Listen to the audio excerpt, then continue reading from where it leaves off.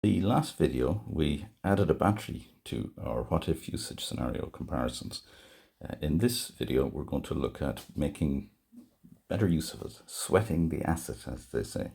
So a quick recap, we have three different what if usage scenarios: without solar, with solar, and with solar and a battery. When we do the comparison of these, we see that we can make significant savings by adding solar, but the savings by adding a battery are a little bit less. This is mostly down to the fact that we're providing or selling PV. Because we're able to sell PV, you get a lot more PV if, of course, you're selling it. You get a lot more feed-in tariff if you're selling your electricity. If you're storing your electricity, using it yourself, then you save on usage, but you lose on what you don't sell or export to the grid. So that's a trade-off there. So if I go back to my usages, and here I want to try and sweat my asset.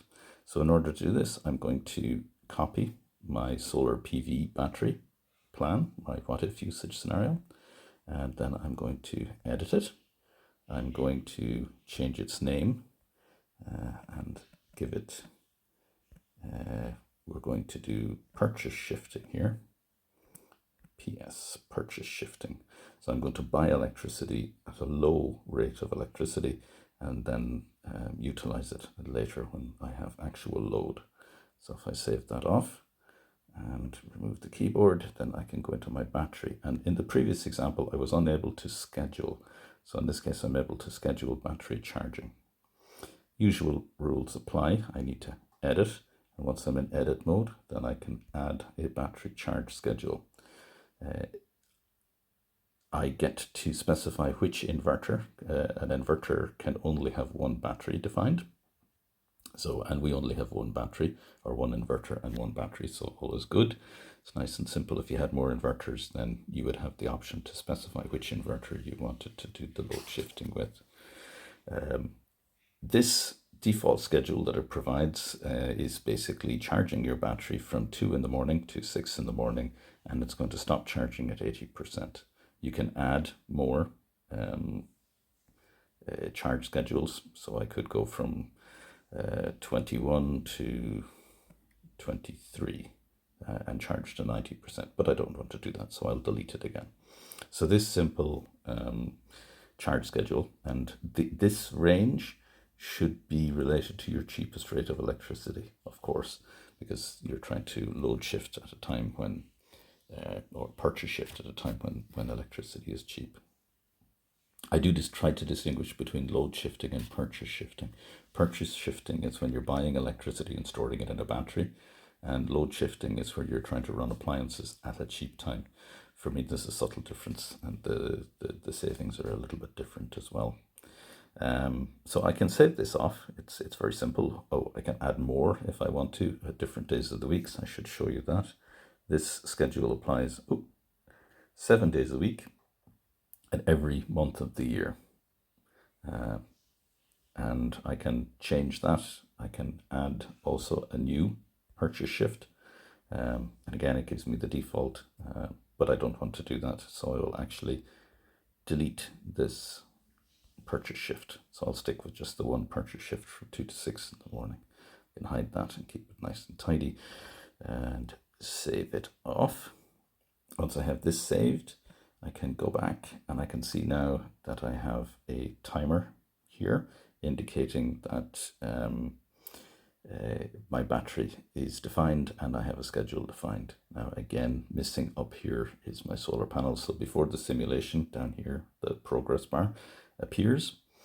We need to make sure that we have solar data. So I can edit this, fetch the data. It's already downloaded. So I can just download it and save it. In fact, it's just moving it into the database, and then come back out, go to the second set of panels, fetch the data, download and save. Job done. I'll get my bar chart here shortly.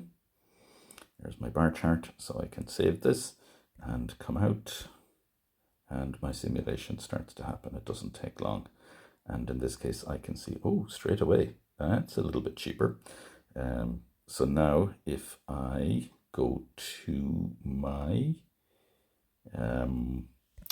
comparison, I can see that in fact I have made a big jump in terms of savings. So I haven't added any more cost to my installation. I've just better utilized my asset.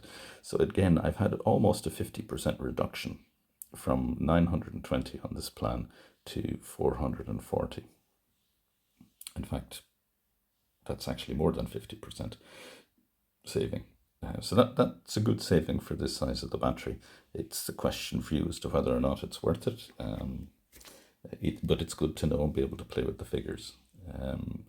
Going back to my usage, I want to explore this a little bit more detail.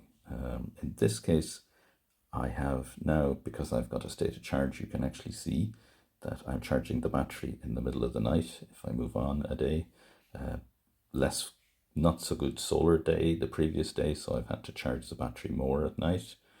Then the sun comes up, and of course I use my electricity when and I charge my battery, and then I can actually see that I'm providing, in terms of feed, electricity to the grid once the battery's charged. You can see that as well in the monthly roll-up, that we actually are charging the battery, and in the annual summary, how much we feed in and how much we charge the battery. So thank you for listening to this. Again, brief overview of what we did. In this one, we added the schedule charging of the battery, which is defined and attached to an inverter. We remembered eventually to add the solar data to this copy, and then we explored the cost or the price comparison, or the savings that would be made by adding and scheduling the battery.